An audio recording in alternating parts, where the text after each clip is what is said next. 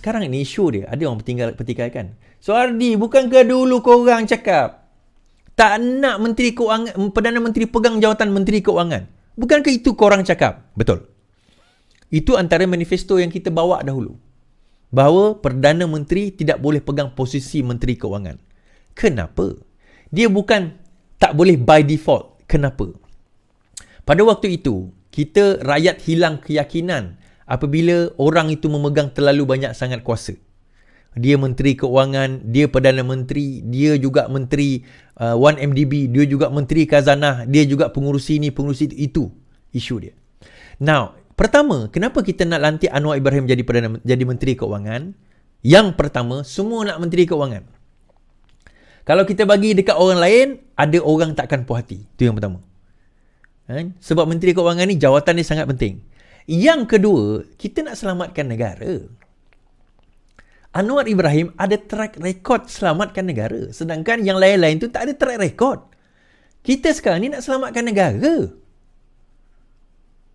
Betul Kita nak selamatkan negara. Anwar Ibrahim, saya nak tanya tuan-tuan. Anwar Ibrahim ada tak track record songlap duit? Sakau duit? Ada tak Anwar Ibrahim ada track record curi duit rakyat? Tak ada. So, bila kita bagi orang yang betul jaga kantong negara kita, tak ada masalah. Isunya, bila orang yang tak betul jaga kantong negara kita. Itu yang jadi masalah. Dan kita perlu Anwar Ibrahim untuk nak betulkan balik ekonomi kita. Yang menariknya tuan-tuan, Menteri Ekonomi kita adalah Rafizi Ramli. Satu little combination yang boleh memacu laju keadaan ekonomi kita ni. Oh, Rafizi, Anwar Ibrahim. Okey, ada orang tak faham Menteri Ekonomi ni apa? Sebenarnya Menteri Ekonomi sebelum ni tak wujud Menteri Ekonomi sebelum ni tak wujud. Menteri Ekonomi diwujudkan pada zaman Pakatan Harapan 2018. So, apa yang berlaku adalah kewangan dipecah dua. Kewangan yang Anwar Ibrahim pegang, Lim Guan Eng pegang, kewangan yang membuat kelulusan dasar. Bajet, kelulusan. Apa yang orang minta, lulus. Dia buat dasar. Dasar erti kata berapa boleh belanja, berapa defisit, berapa ni, berapa tu. Itu keputusan dia. Kemana belanja? Itu ekonomi. Ini orang tak faham bahawa dalam zaman Pakatan Harapan dulu yang powerful Menteri Ekonomi, bukan Menteri Keuangan. Dulu keuangan dengan ekonomi ni combine sekali. Sekarang ini dia tak combine, dia pecahkan. Kenapa? Sebab pada masa itu kita ingat Lim Guan Eng tu powerful. Tak. Yang powerful Azmin Ali. Sebab apa saja? Khazanah bawah Menteri Ekonomi. Petronas bawah Menteri Ekonomi. Felda bawah Menteri Ekonomi. Bukan bawah Menteri Keuangan, Menteri Ekonomi. So, sebarang agensi yang berkaitan, yang melibatkan keuntungan, sebenarnya yang membuat keuntungan kepada negara, yang menjana ekonomi negara, semuanya akan berada di bawah Menteri Ekonomi, bukan Menteri Keuangan. Menteri Keuangan, dia akan buat polisi. Kelulusan bajet, boleh ke tak boleh, apa dia punya direction, sebagainya, itu Menteri Keuangan.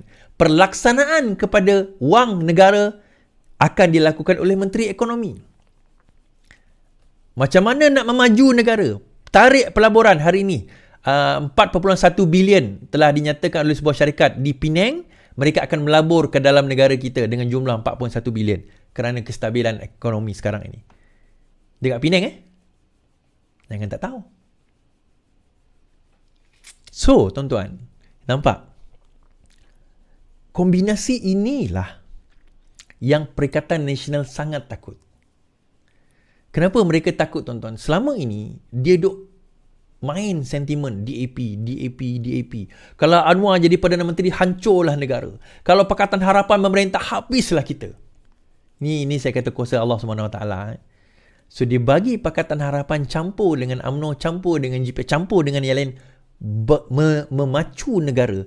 Bayangkan kalau 5 tahun lagi, tiba-tiba negara kita ni maju, tuan-tuan. Baik. Kata nak selesai terus masalah kita, tak boleh lah.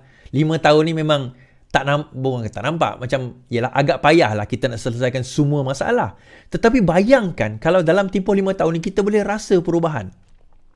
Agak-agak modal apa dia orang nak main lepas ni? Modal apa dia orang nak main? Itu yang dia orang takut sangat ni. Dia nak main modal dia. Modal agama, modal bangsa. Korang pernah dengar ke Perikatan Nasional tu cerita pasal ekonomi, tuan-tuan? Pernah dengar cerita? Dia orang cerita pasal ekonomi? Tak pernah. Yang dia cerita kalau tak undi Perikatan Nasional masuk neraka. Itu dia orang cerita. Lain daripada itu dia tak pernah cerita. Cerita ini ekonomi, cerita tentang masalah harga barang, dia tak pernah cerita. Sebab bagi dia itu yang mudah nak jual. Cerita ekonomi ni orang kampung tak faham. Sebab itu saya jumpa seorang kawan saya tadi hari tu kan. Ni kawan saya menonton juga. Dia kata, aku ada satu WhatsApp group. Dia kata, ni orang tua ni umur 50, 60 tahun, 60 tahun. Aku ada WhatsApp group. Sebelum promotion, sebelum undian, kita orang buat undian dalam WhatsApp group. Korang undi siapa? Majoriti undi Pakatan Harapan. 2 hari sebelum buang undi, majoriti tukar kepada Perikatan Nasional. Aku seorang je tinggal undi Pakatan Harapan, dia kata. Saya kata, tahu tak kenapa? Kami dapat arahan 48 jam sebelum buang undi, kami kena tingkatkan cyber trooper sebab pada masa itu diorang serang habis-habisan guna agama, guna bangsa. Saya cakap dengan kawan yang call saya saya kata, minta maaf, saya ni seorang je. Saya seorang tak boleh nak lawan semua orang ni. Walaupun sekarang dia 11,000, yang ni 2,000 tengok, ini saya tak tahu berapa kan. Tapi jumlah itu tak cukup, tuan-tuan. Dana yang dia orang tabur tu gila-gila punya. Orang yang dia guna tak pernah muka kita tengok masuk TikTok, masuk YouTube, Facebook, terutama TikTok lah. Tiba-tiba muka dia muncul. Lepas habis pilihan raya, muka dia pun tak muncul. Video dia punya view bukan ratus ribu. Saya rasa belilah. Saya pun boleh beli sebenarnya. Sebenarnya kalau ada duit, view, kalau kita ada video kan, kita boleh beli view tu. Saya tahu cara nak beli dia. Sebab tu saya nak buka digital marketing. Siapa yang berminat nanti, siapa yang berminat untuk nak company-company dia nak bercakap tentang digital marketing, macam tak pernah nak buat atau baru nak buat, tak tahu macam mana nak buat, boleh hubungi Ana 017-264-0913. Yang ni nanti kami akan bagi anda package lah. Adalah bayaran dia sedikit. Macam mana? Yalah, adalah kerja, saya punya staff kan, nak kena bayar kan. Tak adalah free. Poinnya adalah ada. Alah kenapa kalau macam tu kenapa kau tak buat masa tu? Tuan-tuan, kami ni tak berbayar. Dahlah saya pengarah pilihan raya. Suara pun tak ada masa tu. Dahlah kita nak pergi mengarah pilihan raya, kita pun nak jadi cyber trooper. Matilah kita kerja macam tu kan. Dahlah kita nak kena buat semua, mampus kita. Kita tak ada, kita tak ramai. Kita semua sibuk nak habiskan kerja kita pada waktu itu. Bila dia jadi timbalan Perdana Menteri, okey, PN boleh offer, kamu jadi timbalan Perdana Menteri lepas ni. Okey, isu dia dalam PN ada 2 parti bersatu dengan PAS. PAS akan kata, habis kami menang 22 kursi parlimen.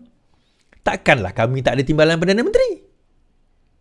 Kalau bagi pada dia, habis UMNO, kami ni yang sokong kamu bentuk kerajaan, tak sokong Anwar Ibrahim. Takkan kami tak ada timbalan Perdana Menteri? Sudah. Nak lantik 3 pula timbalan Perdana Menteri. GPS, kami sokong juga kamu untuk jatuhkan Anwar Ibrahim. Takkan kami tak ada Perdana Menteri? Sabah pun akan kata demikian. Tak selesai, tuan-tuan. Isu ni takkan selesai. Sebab itu, kita kata, kenapa sekarang ini ada kemungkinan yang pertama ini gagal. Rancangan pertama untuk kalahkan Anwar Ibrahim di dalam undi pecah 19 bulan ni akan gagal.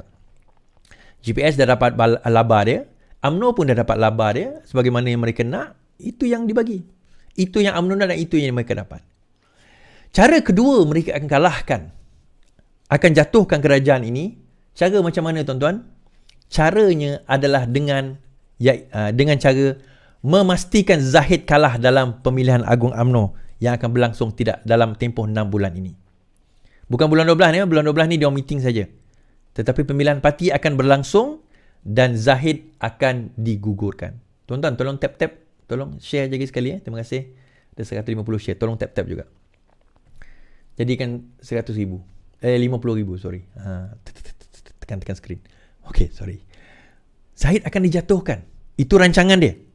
Siapa naik, tak payah kita cerita kat tempat ni lah. Tapi Zahid sekarang ini adalah perekat di antara UMNO Barisan Nasional dengan Pakatan Harapan dan Kerajaan Perpaduan ini. The only way dia boleh bunuh kerajaan ini adalah dia kena jatuhkan Zahid. Jatuh Zahid, semua akan jatuh. Macam saya kata tadi, GPS follow je mana UMNO pergi. UMNO pergi, dia akan pergi. So selamat ke tidak selepas dah buat undi tidak percaya, undi percaya? Tak juga. Sebab itu saya kata pengkhianat ni tuan-tuan. Dia dah biasa khianat sebelum ini. Dia nak khianat lagi sekarang ini. Dia dah biasa derhaka sebelum ini. Dia nak panggil derhaka tu saya. Tapi yang derhaka mereka. Bila kabinet tak nak buka, yang di-Pertuan Agong panggil buka kabinet, tak nak. Kata tak adalah, bukan kuasa ini Pertuan Agong lah. Ingat Taqiyuddin kata. Ini bukan kuasa Pertuan Agong lah, ini kuasa menteri bla bla bla bla bla. 2 kali Pertuan Agong panggil, bila saya marah baru buka. Kan? Pasal Now, 2 cara ini akan berlaku. So kita kena tengok, perhatikan 2 ni. Satu, undi percaya 19 bulan, satu lagi Perhimpunan Agung UMNO nanti. Okay. Habis kat situ.